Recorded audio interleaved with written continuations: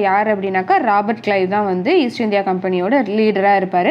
So இப்போ Robert Clive, Mir Jaffer, அந்த ஷெத், அந்த ஜெகநாத், அந்த ஜெகத் ஷெத்துங்கிற அந்த ஃபேமிலி வந்து இவங்க 3 பேருமே வந்து ஒன்றா சேர்ந்துட்டு சிராஜ் தௌலாவை வந்து பிளான் பண்ணி வந்து அவங்கள வந்து நீக்கிடுவாங்க.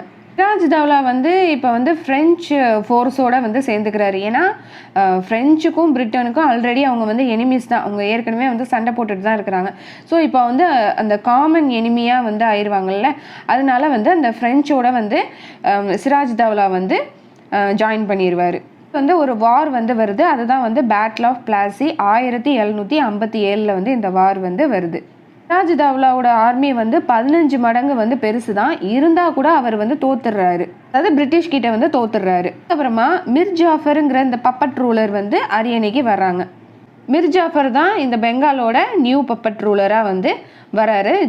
இந்த சிராஜ் தௌலாவை வந்து